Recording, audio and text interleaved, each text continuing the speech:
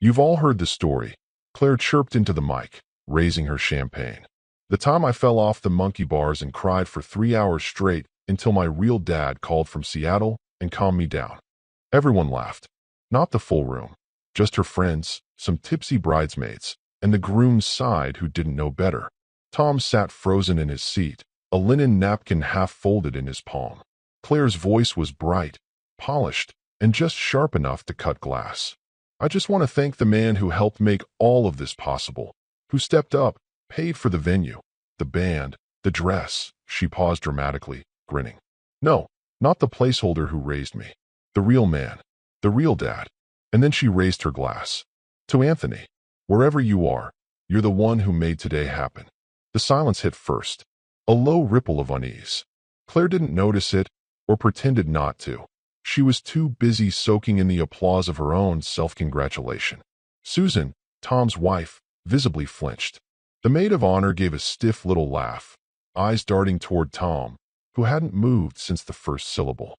He didn't flinch, didn't cry, didn't storm out, just slowly set down his fork next to the half-eaten salmon he'd picked out for the menu 2 months earlier. It wasn't the insult that hurt. It was the effortlessness of it. The way Claire said placeholder, like it was a nickname, like it had been floating around for years behind his back. He folded his napkin with care, placed it neatly on the table, and took a slow sip from his water glass. 1 Mississippi. 2. Then he pushed back his chair and stood up with all the grace of a man who'd made his decision hours ago and was only now letting the rest of the world in on it. The laughter faded. The clinking of silverware stopped. But Tom didn't give anyone the satisfaction of a scene. He nodded politely, even smiled, and said, "Excuse me, just need a bit of air." He walked through the room like a ghost in his own life. No one stopped him. No one really knew what to say.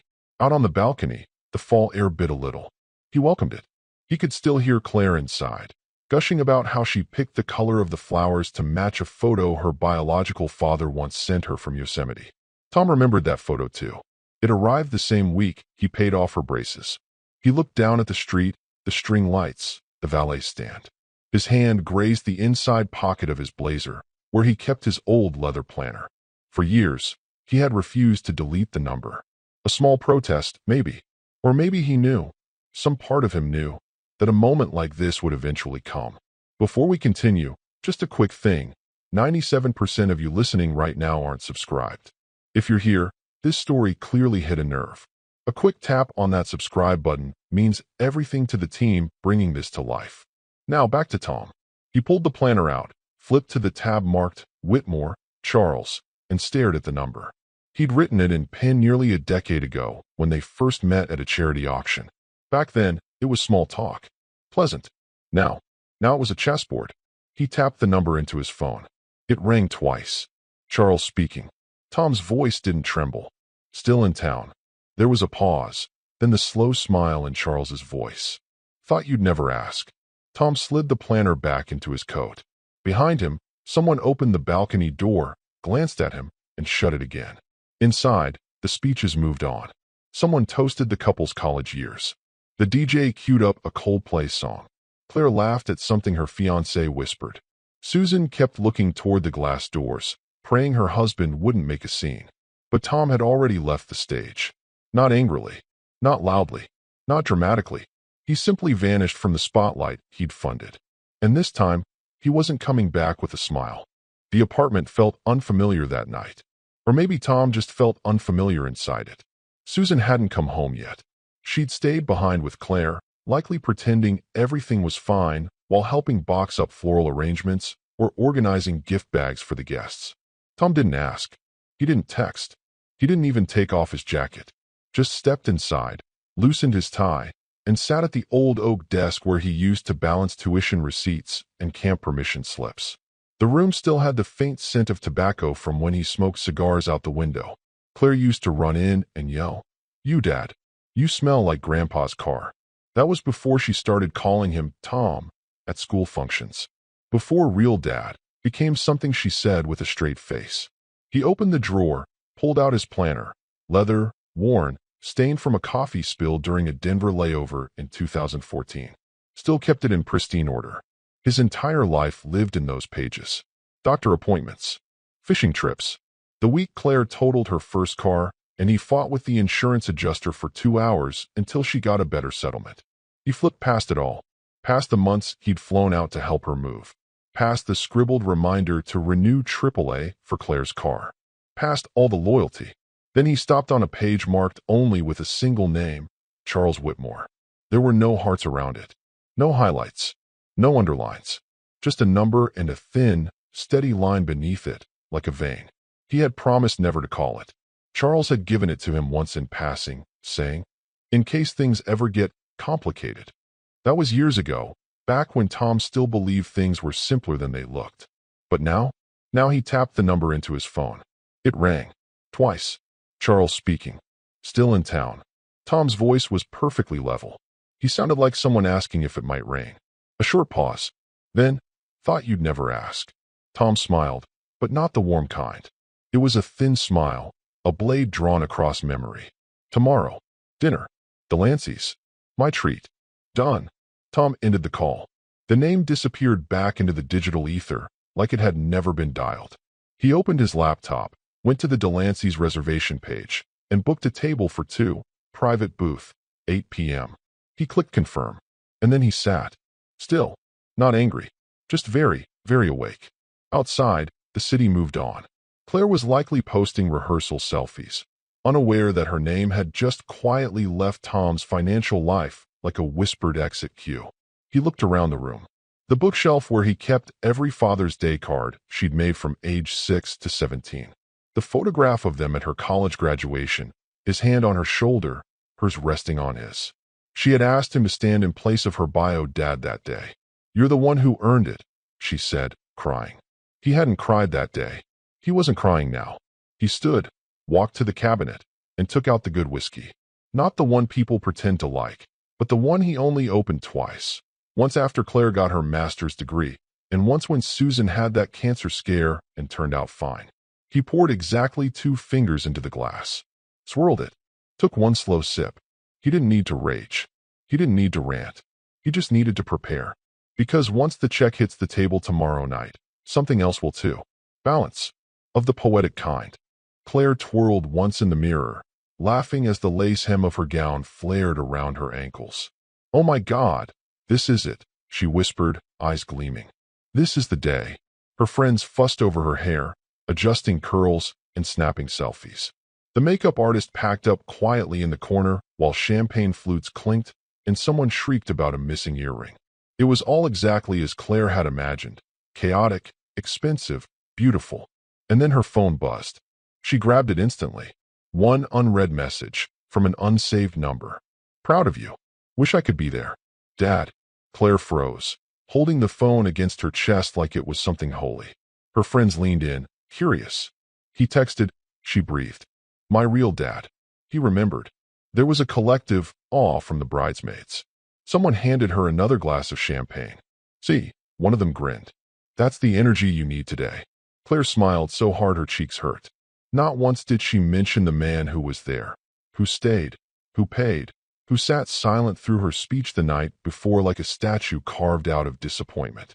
Susan, bustling around with a clipboard in one hand and a headset in the other, didn't mention him either. She called out catering confirmations, dress schedule reminders, and the florist's ETA. But not once did the word Tom leave her lips. No corsage delivered to his room. No seat labeled father of the bride. No last-minute check-in to see if he was still attending. Claire had erased him. Not in a rage. Not with malice. Just cleanly. With the efficiency of someone who had practiced the speech in her head 1,000 times and finally decided the placeholder was no longer necessary. Somewhere across town, Tom sat quietly at a diner, eating eggs and reading the paper. No suit. No tie. No pressure. Just him and a note in his pocket, folded twice. The reservation slip for Delancey's, 8 p.m. booth number 6. Meanwhile, over at the venue, the groom's parents arrived with crisp suits and practiced grace. Charles Whitmore, stern as ever, nodded politely to the coordinator and handed over a folder with their copy of the venue agreement. Everything in order, he said. Almost, the coordinator replied. We're still waiting on the second payment from the bride's side. Charles raised an eyebrow. Wasn't that settled? It was pledged, but the transfer hasn't cleared. We followed up twice this morning. Might just be a delay. Charles said nothing, just nodded once and turned toward the ballroom. His wife noticed the tick in his jaw. He never liked surprises, especially expensive ones. Back in the bridal suite, Claire posed for a photo with a gold foil balloon spelling MRS behind her. She showed the text to anyone who would look. Look, he remembered. After all these years, one of the older bridesmaids, Rachel, maybe, asked gently, "Is Tom walking you down the aisle?" Claire blinked, then waved the question away like a mosquito. "Oh God, no. It's too weird. He's just my stepdad." The room nodded, accepting it without question. No one asked what that man had paid. No one wondered what it cost to be erased so quietly. But somewhere downstairs, a staffer from the billing department was printing a new copy of the receipt. And someone from the floral vendor was checking with catering about a potential pause in service, just in case. Logistics. Always logistics. Upstairs, Claire giggled into her mimosa. "It's gonna be perfect," she said. She had no idea something was already missing from the center of her big day. It had a name, a signature, and a reservation at 8 p.m. sharp. Delancey's wasn't the kind of place you just drop by. Booths were velvet-lined, staff wore gloves, and the steak knives had initials engraved on the handles. Not yours, the restaurant's.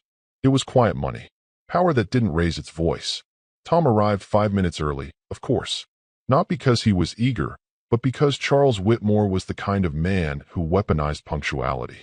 The maitre d' recognized the name instantly and escorted him to booth 6 without a word. Dim lighting. A bottle of house-selected bourbon already breathing on the table. Whitmore wasn't there yet, but his presence was. He showed up on the dot, coat over his arm, eyes scanning the room like a general entering occupied territory. "Tom," he said, extending a firm, calculated hand. "Glad you reached out." "Thanks for coming," Tom replied. His voice was calm, not warm, just precise. They sat, menus untouched. No small talk. No chat about the weather, or the venue, or Claire's dress. Charles poured 2 fingers for each of them. "I assume this isn't about rehearsal dinner critiques." Tom lifted his glass, but didn't drink. "This is about legacy." Charles raised an eyebrow. "I was content," Tom began, "to stay quiet. To fund what needed funding. To wear the suit, give the speech, and step back when the spotlight came." He leaned slightly forward, voice cool and surgical. "But what I won't do, Charles, is bankroll a fantasy written by people who forgot who held the pen." Whitmore gave a slow nod, neither surprised nor offended. "She said something, didn't she?" Tom allowed a brief smirk. "She said enough." Silence passed like a wave across linen and crystal. Tom set down his glass. "I've withdrawn my funding. As of this afternoon, all pending payments have been canceled. The catering deposit? Gone. DJ? No show. Floral company? Holding stems unless someone covers the remainder." Charles didn't blink. "And you assume I'll step in?" Tom shook his head. "I don't assume. I know your son's marriage contract includes a clause on financial transparency. Joint contributions. Equal stakes. That was your idea, wasn't it? The clause about equitable partnership or pre-event nullification?" Charles chuckled once, dry and sharp. "You read the prenup." "I funded the venue." "Of course I read the prenup." Another silence. Not tense, just loaded. Tom reached into his jacket and pulled out the folder. Slim. Just one paper. He slid it across the table. A signed cancellation form. 2 vendor invoices, unpaid. "You'll want to know," Tom said, "who you're actually partnering with. Because I don't fund liars. Or people who confuse blood for loyalty." Charles picked up the folder and flipped through it. His expression never changed, but something in his posture did. Straighter. More alert. "You could have just embarrassed her publicly," he said. Tom shrugged. "Public embarrassment fades. A bounced payment leaves a footprint." Charles tapped the table once, then looked up. "The check is split evenly, as per agreement." Tom nodded. "And now only one half exists." Another sip of bourbon. This time Tom drank. Charles sat back, watching him carefully. Not as an enemy, not even as an in-law, as a strategist. "I'll make a few calls," Charles said finally. "But I won't patch the hole. She'll have to." Tom stood, buttoned his jacket. "She won't know it was me." "She will," Charles said quietly. "They always do. Just too late." Tom gave a polite nod, then slid out of the booth. No handshake this time. As he walked past the maitre d', the hostess, the valet, he didn't smile. Just moved through the world like a man who had set something in motion and didn't need to see it land. By the time Claire stepped into her dress the next morning, that bourbon glass was already washed, dried, and shelved. But its echo would still reach her, right around the time the bill hit the table. The reception hall gleamed. Crystal chandeliers, string quartet playing a Coldplay cover so delicate it might have been stitched from silk. Guests sipped champagne and admired the floral arch. Peonies, white roses, imported eucalyptus, $12,000 of carefully curated whimsy. Claire glowed like a magazine spread, draped in lace and self-satisfaction, posing beside her groom for the photographer. "Okay," big smile, the photographer chirped. Claire turned to her new husband with a smirk. "This is exactly how I pictured it," she said. "Perfect. Every detail." The shutter clicked. In the far corner of the room, just beyond the ice sculpture of a swan, two catering staffers conferred quietly with the venue manager. Something about a hold. A card declined. A payment not clearing. The venue manager, an older man with the patience of someone who'd seen 4 screaming brides that week, pulled out a folder and made his way, calmly, almost respectfully, toward Charles Whitmore. Charles had just sat down with a bourbon when the man whispered something in his ear. The reaction was subtle. A tightening of the jaw, a slight adjustment of the cufflink. He stood, left his drink untouched, and walked, deliberate as a man crossing a minefield, toward the bride and groom's photo shoot. Claire was laughing again, now with her arm hooked around her husband's neck. They looked picture perfect, until Charles arrived beside them and extended a single folded slip of paper. A receipt. The words "declined" stamped in red across the bottom. Claire took it without looking. "What's this?" "Fix it," Charles said. His voice was calm, measured, but there was no room for discussion in it. She blinked at the paper, then frowned. "This must be a mistake, my stepdad. He was supposed to." Charles cut her off. Cold. Precise. "Your real dad, apparently, had dinner with me last night." Silence spread like a crack in the glass. Claire blinked. "Wait, what?" He didn't repeat it, just turned and walked back to his table as the quartet faltered and the catering trays stopped rolling. The DJ, mid-sentence, looked toward the coordinator and was given a sharp, throat-cutting motion. He killed the music. Lights dimmed awkwardly. Guests began whispering. Claire's mouth hung open. Her groom stared at the receipt. "Did you know about this?" he asked. "What?" "No. I thought Tom paid everything weeks ago. I sent him the breakdown. He said he'd." "You thought?" I thanked him in the invitation." "No, Claire. You called him a placeholder in front of 3 generations of my family." She turned white. Her hand trembled, still holding the receipt like it might self-destruct. Aunt Marissa from the groom's side leaned toward her husband. "Is this the one who did the weird toast last night?" "Oh yeah," he muttered. "The loser dad thing. Classy." Claire's breath caught. "I need to call him," she said. "Now." But Tom's phone, sitting quietly on his bedside table 2 neighborhoods away, was already on silent. And Claire, surrounded by stunned guests, flower petals, and the very stage she demanded center on her, stood exposed. Not by a tantrum, not by screaming, just by one line, delivered calmly across a white linen table. And now, the cost of forgetting loyalty was finally due. Only no one was coming to pay it. The ballroom's energy had shifted.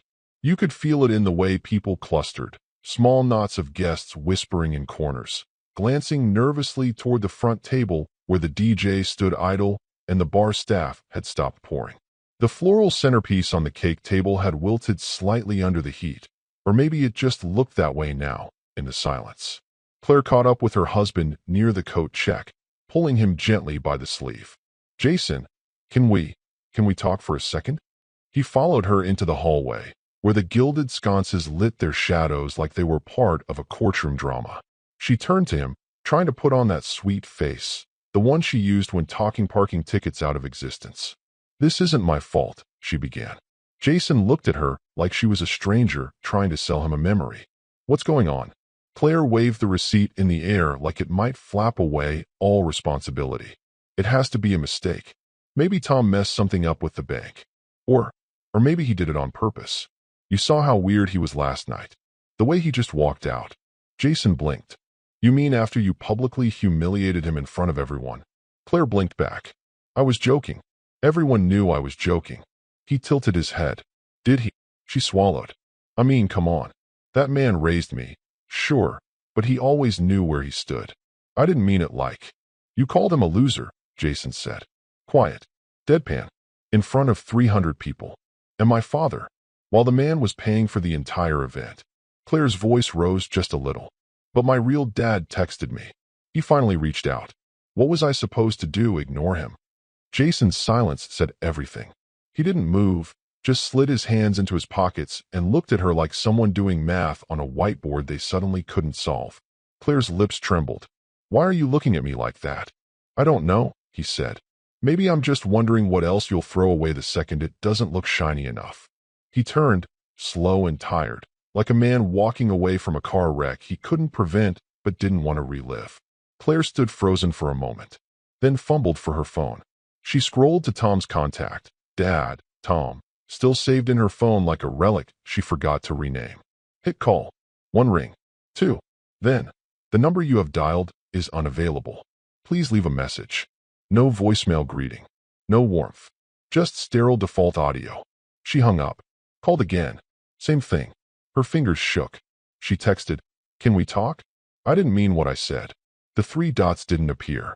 She tried again, adding please. It wasn't supposed to come out like that. Nothing. Around the corner, the quartet resumed quietly playing. Not for the couple, not for the ceremony, but to fill the dead space. Claire tucked her phone into her bouquet and stared at the marble tile. The sound of joy was gone. The weight of silence had replaced it. And in that hallway, alone in her $9,000 dress, she realized something horrifying.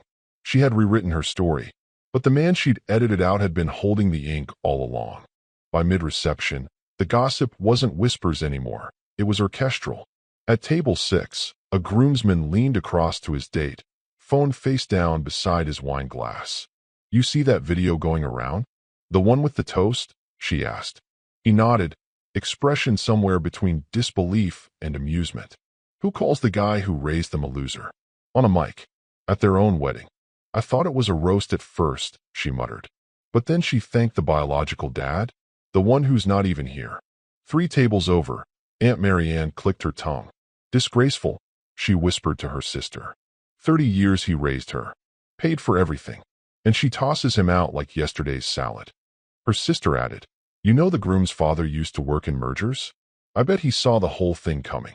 At the bar, Tom's longtime friend Larry, quiet, gray-templed, always slightly overdressed, sipped ginger ale and said nothing. But the way he looked toward the dance floor said volumes. Like a man watching someone build a house of cards during an earthquake. And in the bridal lounge, Susan sat on the edge of a velvet bench, one hand clutching her clutch, the other holding her phone. She wasn't scrolling Instagram. She was reading alerts. Declined, Amaryllis Floral Group. Declined, Cello Quartet. Declined, Prestige Rentals Inc. Her mouth opened slightly. Her lipstick looked suddenly too bright. She touched her temple like the pain had arrived before the understanding. She whispered, No. Claire had told her it was handled. Tom, she said, promised to cover it. That he'd been quietly guilt-tripped into it. Her words exactly. That all Susan had to do was show up, smile, and keep the wine flowing. But Tom had gone quiet. Completely. His absence at the ceremony now felt surgical, not emotional. Calculated. Susan scrolled back to the last text she sent him the night before. I know she was harsh, but she's just nervous. Let's talk in the morning. No reply. Her inbox was now a wasteland of bouncing charges and panicked vendor emails. A familiar voice broke her trance. Everything okay, Mrs. Hendricks? It was the venue coordinator, trying too hard to sound casual. Susan blinked. Yes, of course. Just banking nonsense. The coordinator nodded slowly. Let us know if there's anything we can do. As the woman walked away, Susan reached into her bag and pulled out her own credit card. Swiped it through her phone case. Opened the floral vendor portal. Tried to pay. Declined. She tried again, this time with the backup card Tom had given her 5 years ago. Declined. The same one Claire used to order her dress fittings and hotel rooms. Susan stared at the glowing red error message. Tom hadn't just stepped back. He'd flipped the circuit breaker on the whole operation.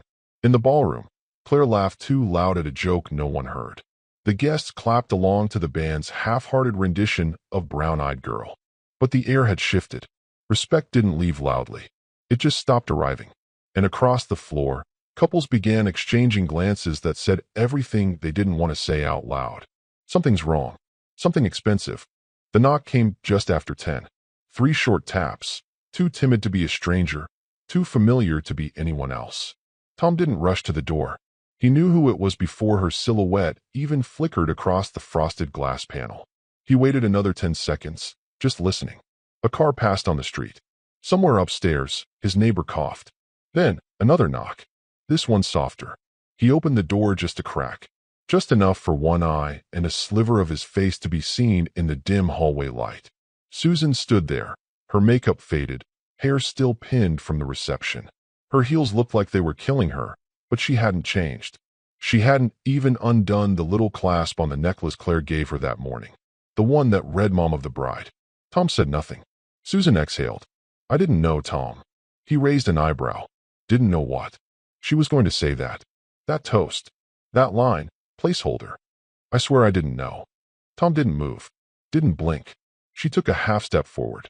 You should have told me. After dinner. You should have said something. We could have handled it. His voice was flat. Quiet.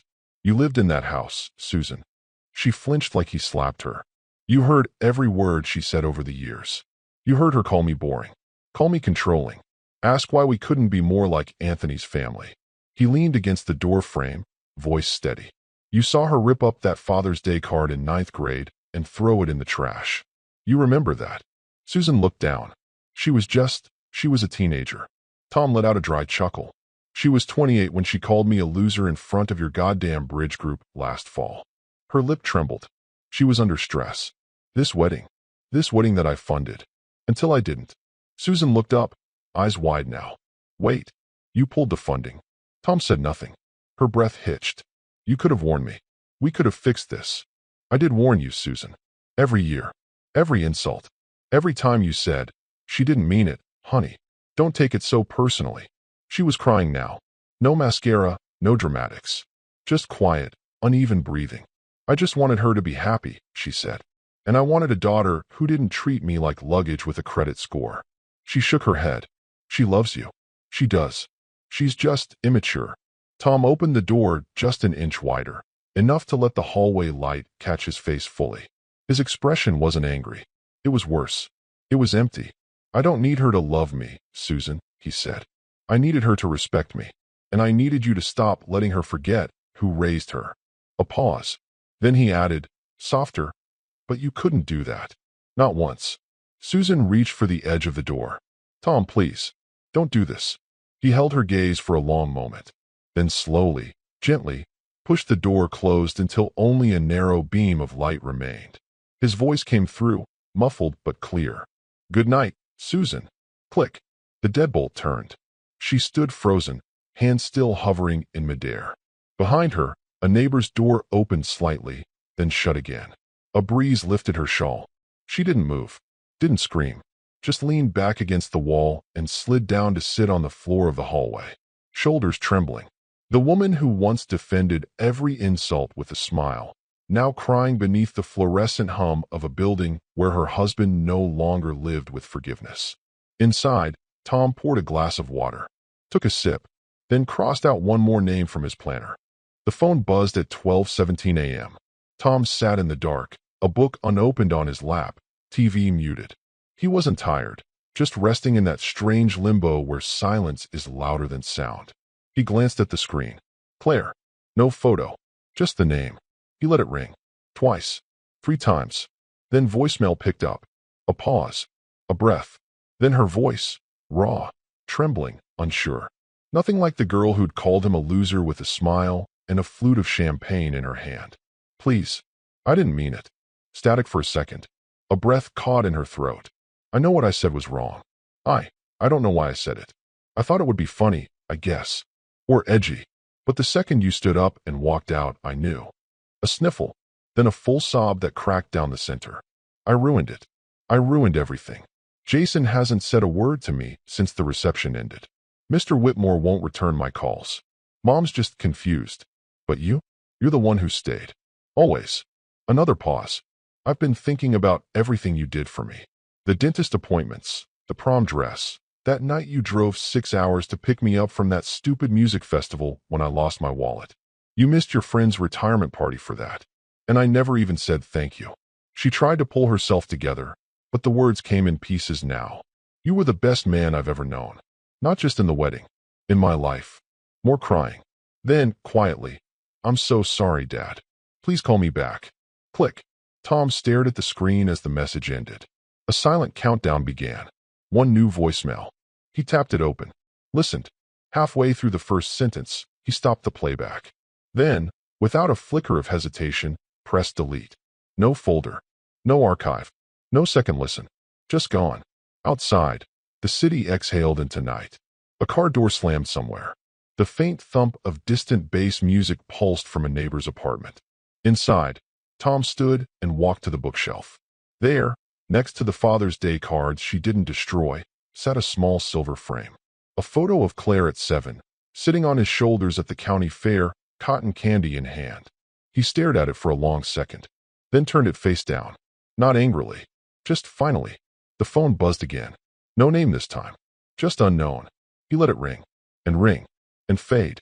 The Whitmores lived in a kind of house that didn't creak. White stone, black shutters, perfect hydrangeas. Even the driveway had the dignity of old money, wide enough for a convoy, curved just enough to imply you'd never be allowed to park yourself. Claire stood at the door for a long time before knocking. No makeup, no ring, hair tied back the way her mother used to scold her for. You look like you just rolled out of bed. She had, figuratively and literally. The door opened just far enough for Charles Whitmore to fill the space. Mr. Whitmore, she began. He didn't move. I know I messed up, she continued. I thought maybe I could explain. About my stepdad. About everything. Charles studied her in silence, then stepped aside without a word. She walked into the foyer. The air smelled like leather, lemon polish, and distance. They sat in the front parlor. No one offered tea. No one asked how she'd been. After a long pause, Charles reached into a drawer in the side table and slid a photo across the marble top. It was glossy, freshly printed. Tom, sitting in a high-backed chair at Delancey's, a glass of whiskey in hand. Across from him, Charles himself, mid-toast, pen on the table beside a folder. Ink still glistening. Claire stared at it. What is this? A trust fund agreement, Charles said. For who? For Lucas. Claire blinked. Jason's cousin? The best man. Yes, Charles said. Tom's biological son. Her mouth parted, but no sound came out. You didn't know? He asked. No, of course not. You wouldn't have asked. Tom's not one to parade things around. She looked back down at the photo. The glasses raised. The ink drying. You funded his startup? Matched Tom's contribution, Charles said. It's a smart venture. Well-structured. Transparent. Her voice cracked. But why? Charles looked at her flatly. Tom protects people who respect him. And Lucas? He leaned back. Lucas never called him a placeholder. Claire looked like she'd been punched. Not in the gut, something higher. Something more central. The kind of impact that changes posture. He never even told me he had another kid. Why would he? Charles asked. You never asked who he was. Just what he could give you. Claire swallowed hard. I made a mistake. Charles didn't flinch. You made a choice. And now Tom has, too. Silence filled the room again. Claire stood. She didn't thank him. Didn't ask for forgiveness. She just walked toward the door with the same numb grace of someone leaving a job they'd already been fired from. Outside, the wind was cool and dry. She sat in her car for 10 minutes before starting the engine. No text came. No calls. No offers of second chances. Across town, in a quiet park, Tom walked a narrow gravel path lined with red and gold leaves. No phone in his pocket. No planner. No ring. Hands in his coat. Shoulders easy. A dog passed him with a wag, and he gave it a small smile. He didn't need applause. Didn't need revenge. Didn't even need recognition.